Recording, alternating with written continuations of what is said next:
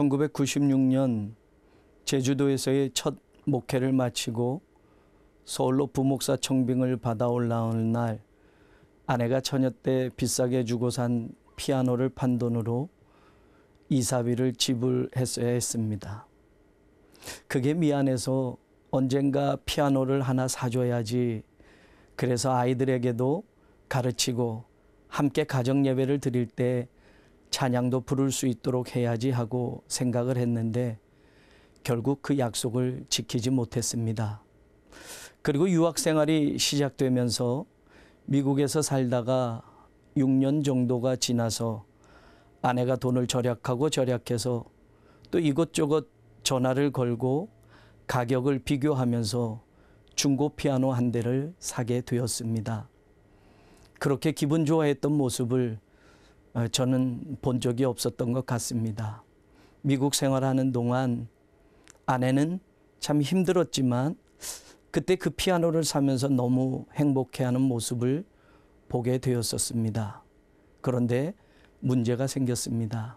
얼마 가지 않아서 그 중고 피아노는 건반 두서너 개에서 소리가 나지 않게 된 것입니다. 또 조율을 하는 비용이 아까워서 조율을 해주지 못하고 사용했는데 피아노의 음들이 정확하게 맞지 않는 것이었습니다.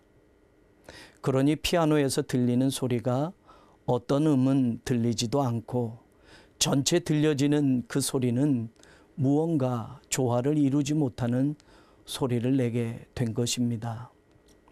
저는 악기 가운데 첼로 다음으로 피아노 소리를 참 좋아합니다.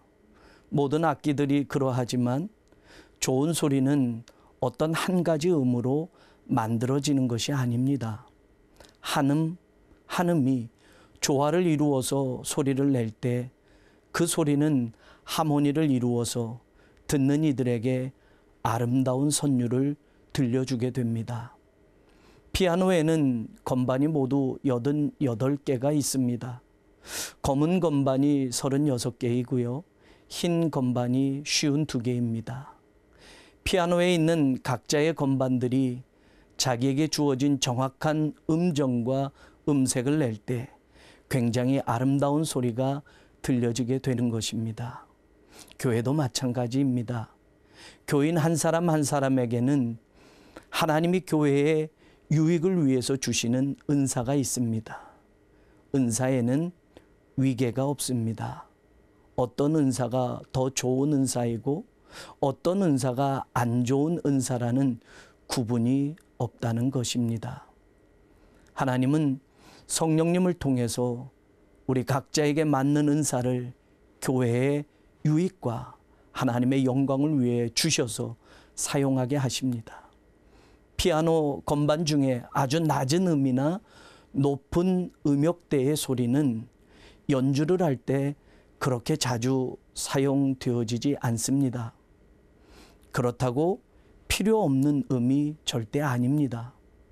피아노로 만들어져 어떤 연주가에게 일생에 한 번의 손가락의 터치를 받는다 해도 그 자리에서 자기가 내야 할 그 소리를 낸다고 한다면 그 건반은 자기의 역할을 다 하는 것입니다.